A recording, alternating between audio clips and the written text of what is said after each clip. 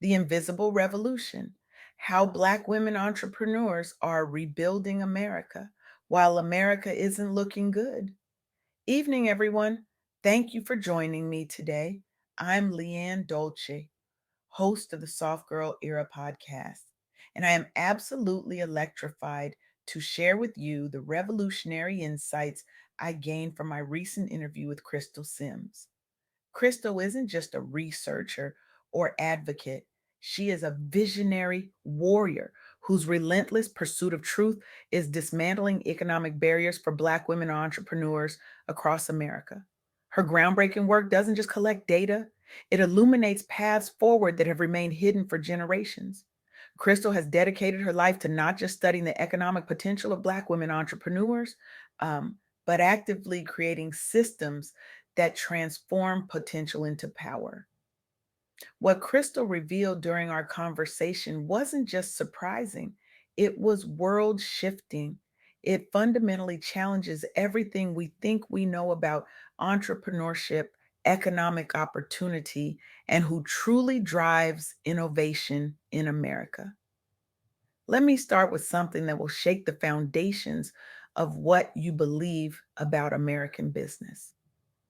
We are currently witnessing one of the most significant entrepreneurial revolutions in American history, yet it remains virtually invisible in our national economic narrative. Black women are starting businesses at a rate that outpaces nearly every other demographic group in America. This isn't just impressive, it's revolutionary. But here's where Crystal's research becomes not just important, but urgent.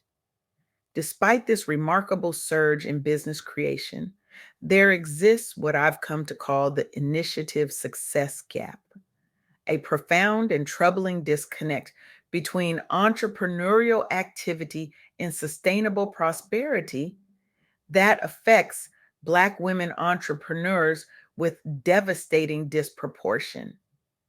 The numbers tell a story that should shake us to our core. According to the latest data from 2025 that Crystal shared with me, Black women make up 28% of Black entrepreneurs.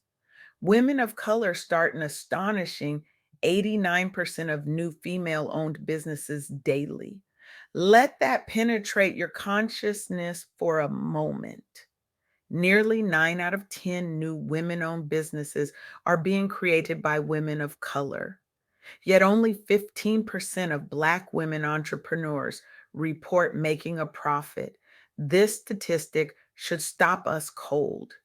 It represents not just a business challenge, but a profound economic injustice that ripples through families, communities, and our entire nation's future.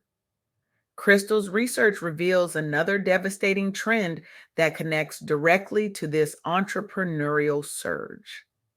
As of April 2025, Black women lost 106,000 jobs, with unemployment rising from 5.1% to 6.1% in just 1 month.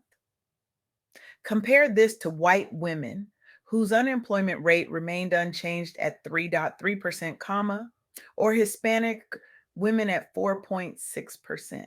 These aren't just numbers on a page, they represent mothers who can't feed their children, daughters who can't afford college, grandmothers who can't retire with dignity. They help explain why so many Black women are turning to entrepreneurship, not always by choice, but often out of desperate necessity in an economic system that continues to marginalize their talents and contributions. But perhaps most revealing is what Crystal calls the economic impact disparity. Despite women of color owning approximately 6.4 million businesses in the United States, their firms account for only $422.5 million dollars of the $1.9 trillion dollars generated by female owned companies. This revenue gap exposes the systemic barriers that persist despite impressive entrepreneurial growth rates. It's not about ability or ambition, it's about access. Access to capital, access to networks, access to opportunities that remain stubbornly out of reach for too many Black women business owners. But rather than dwelling solely on challenges, Crystal's work illuminates powerful success stories that demonstrate what's possible when these barriers are overcome. Consider Amira Rasul, the CEO and founder of the Folklore. When Amira looked at the fashion industry, she didn't just see beautiful clothing, she saw a system that excluded talented African designers from global markets. She saw African artisans creating extraordinary pieces that the world would never see. And instead of simply lamenting this injustice, she decided to shatter it. Starting with just $30,000, a fraction of what most tech startups require, Amira built a digital platform that connects African and Black owned fashion brands with global consumers. She faced rejection after rejection from venture capitalists who couldn't see the vision or the market potential. One investor actually told her, "I just don't think people want to buy African fashion." But Amira knew better. Today, the Folklore supports over 700 brands, has raised more than $6 million in funding, and Amira has become one of the youngest Black women ever to raise over $1 million in pre seed funding. When she says her mission is to invest in building Africa's economy, she's not just talking about profit, she's talking about transformation. Or consider Fungi and Amira, founder of Checkup Health. In the overwhelmingly white, male domains of healthcare and technology, Fungi saw something others missed, a critical gap in how healthcare providers manage consultations and prescriptions. Despite facing the double barriers of gender and racial bias in industries with astronomical entry costs, Fungi leveraged her expertise to create software that's now transforming healthcare delivery. What makes Fungi's story particularly powerful is how she's refused to climb the ladder alone. Through her popular YouTube channel, she interviews other business leaders and entrepreneurs, creating a platform that amplifies diverse voices. Through her mentorship program, she guides other healthcare entrepreneurs, particularly women of color, through regulatory hurdles and business challenges. In 2025, the African Business Chamber named her one of the top 100 African entrepreneurs and business leaders in the UK, recognizing her contributions to both business and healthcare innovation. These success stories aren't exceptions. They're examples of what's possible when talent meets opportunity. They represent the untapped potential that exists within the Black female entrepreneurial community. As Crystal emphasized in our interview, when we invest in Black women entrepreneurs, we're not just investing in individual businesses, we're investing in community transformation, in innovation, in the future of our economy. This brings me to the broader trend that Crystal's research illuminates with such power and clarity.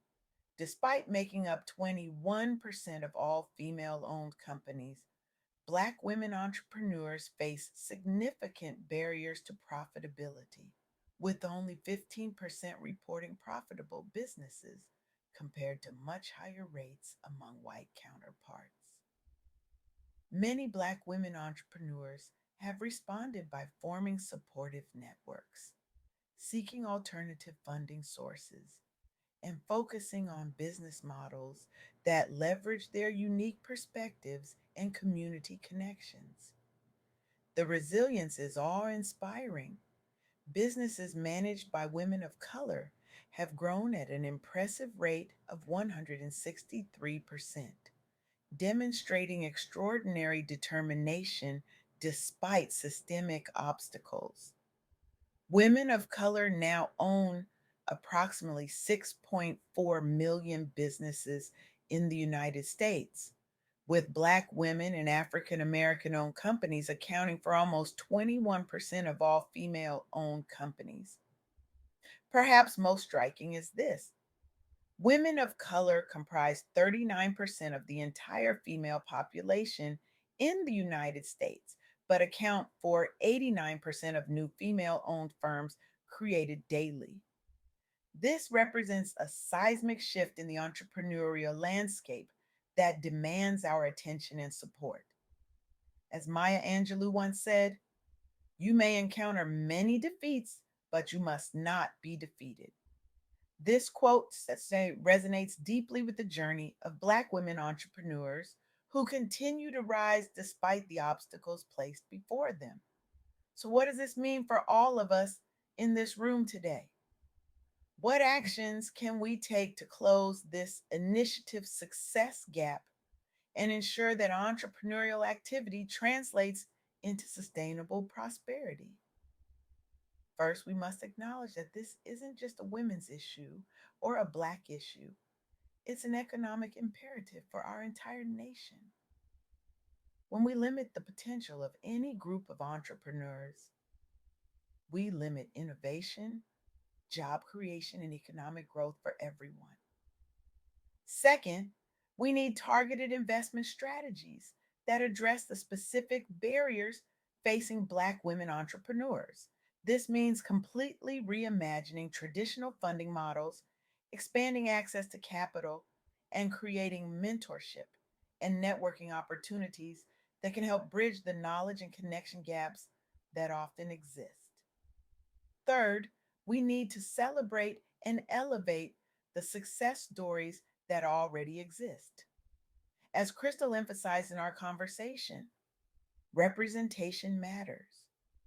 When Black women see other Black women succeeding as entrepreneurs, it expands what they believe is possible for themselves.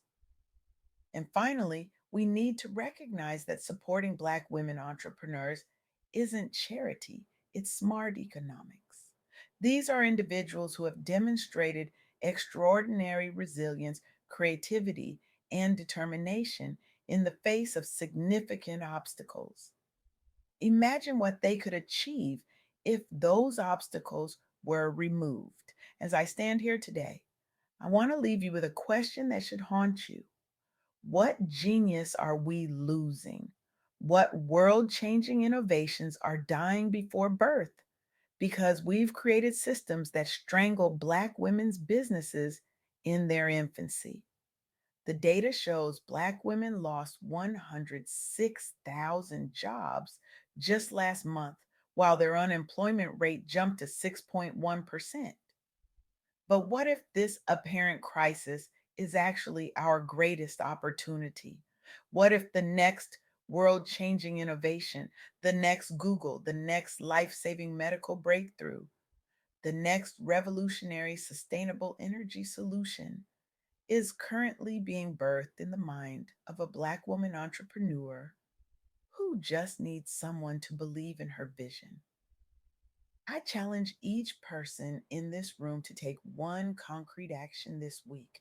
Invest in a Black woman owned business, mentor a Black woman entrepreneur, become a customer, introduce her to your network.